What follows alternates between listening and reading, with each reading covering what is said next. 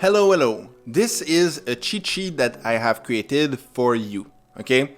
Because in the next video, what we will do is a practical exercise. And before we do the practical exercise, I just want to do a review or a recap of everything we have learned together.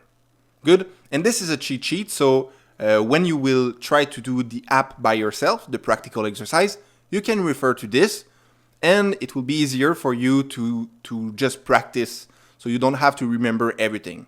And I don't expect you to remember everything. You will remember everything with practice.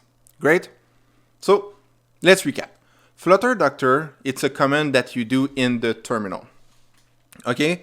I don't know if you remember, but if you open a terminal, I will do it right now super quick. I don't want to go in super long in everything. So if we do Flutter Doctor, you will see that this function shows us if everything is installed successfully, if we have things that work fine, and that's pretty much it. I think they show us also the version of Flutter. Yeah. Okay, that's it. Then next we have Flutter create new app name. This is how to create a Flutter project with the name called new app name. That's it. We have done this in the first video, I think. Also, we have the shortcuts. We have the format documents and the refactor. Okay, if you remember, we have, if we click on something, by example, gesture detector, you can click and you can say refactor, and this will be wrap with widget. Okay, this is the refactor. And format document is the shortcut that replaces the text. So if you put, I don't know, like if I remove this, boom, you see, you need to put the comma between two curly brackets, sorry. That's it. Next, we have all the widgets. The material app is like what you need to start with. You need to start with the material app no matter what. Okay, we will work on this later, but you need to know this. And you can see on the code, we start with the material app. So we have the main that run the my app. The my app start right there, which have the material app inside. Okay, we have the material app inside. We have the home. In the home, we start everything, all our code. Okay, good. And next, we have the second most important widget in Flutter, the scaffold. So if we take back the code, right after the my app, we have the material app. Inside, we have my app ext, that this will return, if we go down, return a scaffold. So this creates a scaffold. And the scaffold looks something like this. It's the skeleton of the app. Inside the scaffold, you have the app bar, you have the body, and the bottom navigation bar. This is the most important things. Next, we have the app bar. So I just told you, the app bar is what is on the top of the screen. We have next the bottom navigation bar, which is at the bottom. We have, and these are widgets, okay? We have the icon. We have worked with that. I show you how to use icon. It's just like this. You put icons, bracket, icons with the S, dot something. Next, you have the center widget. So the icons is just to show icons in the app. I'm sure you get it. And next, we have the center. This will put every widget that is inside this one. We'll put everything in the center. We have also the elevated button, which is a button. We have the stateful widget. The stateful widget is, if I take the app, it is stateful widget, you see?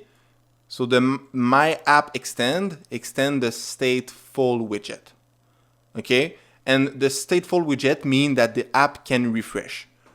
So if we go, you see when we click on this refresh, because every time we click, we ask Flutter to change the screen for something else. So this is the stateful widget. Stateless widget means that nothing will change on the screen. So the screen will always be static, nothing will move. So maybe this page, nothing can change in this page. So this is a stateless widget.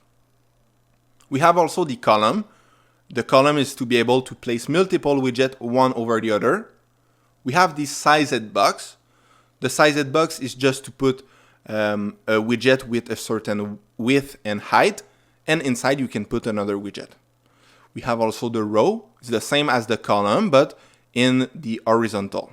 Column is vertical. We have the container. The container is the same as the sized box, but you can put more inside. By example, a color or a different style. We have the image network to get an image from the internet, from an URL. We have the image asset.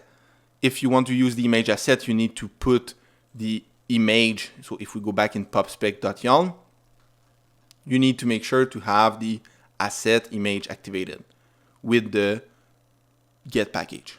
Okay? And we have the gesture detector. This can trigger a click or trigger an action inside an app. And you can wrap any widget with the gesture detector and it will work as a button. For the tips, we have the double infinity. Double infinity is to take as much place as possible. The condition is this. If you remember, we just did it in the previous video. It is, let me find it. Oops, what I did. Okay, we have the settings. Yeah, it's is clicked. If this is true, then show this. Otherwise, show this. This is the condition. This and this. Good. We have also the navigator.ofContext.push, material page route, builder, context, const, and next page. This is, I give you this one because this is hard to remember at first, and I understand this. And the navigator was, I think, it was for the first page. We have it somewhere, right there. Navigator.ofContext.push, material page route, and this is if we want to go like this, in this page, okay? Is to change pages.